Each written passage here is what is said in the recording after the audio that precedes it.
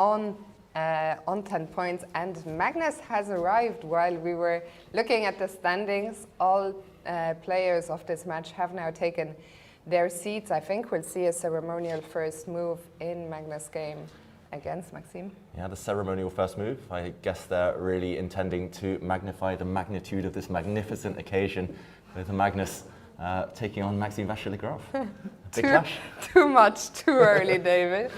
I think the ceremonial first move will be made by Dana Riznica Ozola. I think there were also some ECU meetings happening today in Tirana, but that's neither here nor there. Very soon this clash will be off, and Magnus, he's been playing Maxime a bunch just last weekend. That is not Dana. I overheard that in the playing hall. I'm not sure who the lady is, but she's not Dana. And we see Magnus go for d4. I was going to say just last weekend, right before this tournament started, these two met in the finals of the Champions Chess when Maxime had the upper hand there.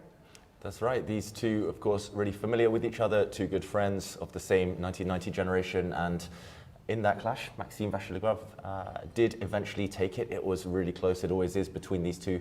Magnus historically has had a significant lead in their head-to-head when he has the white pieces, so I think starting with white here will give him a bit of an advantage. But, of course, Maxime in top form recently.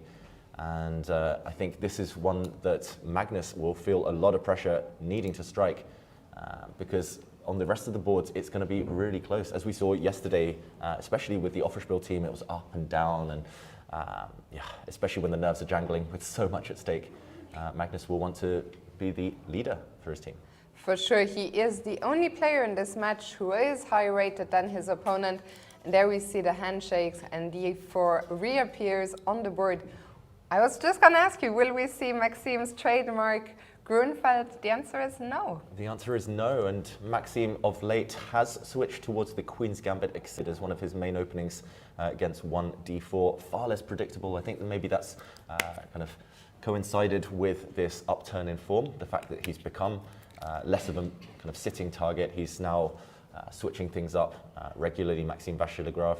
And okay, the Queen's Gambit is accepted, as we see with this last move. Not a real gambit, the Queen's Gambit, no. But White does take a couple of moves to win the pawn back. You talked just yesterday about how the Queen's Gambit accepted has become all the rage again lately. Yeah, and it's because it leads to a lot of forcing lines. Black often, at the very kind of worst case scenario, has to suffer a small disadvantage. Often it's kind of a symmetrical pawn structure. Here Magnus plays not the most common move. He gives a check with the White Queen. He'll regain his pawn next move, no matter what. But meanwhile, Maxime Vachier Lagrave here, he can block this check in three very sensible ways with a bishop, a knight, maybe even a pawn, and still well-known position, theoretical. I think he's just trying to steer the game, Magnus, here, towards more positional waters.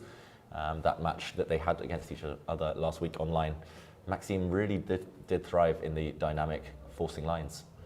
Yeah, so very early doors here, Maxime just thinking about how he wants to block the check. I suggest that we come back here when he's made up his mind, and that we move on for now to board 2, where Heike Martirosyan, a man who's been in great shape in this tournament, he has scored 5 out of the 6 rounds he played, winning the first 4, then making 2 draws, and he's facing Raunak Sadvani. Yeah, and this one, a battle between 2 really young, promising players.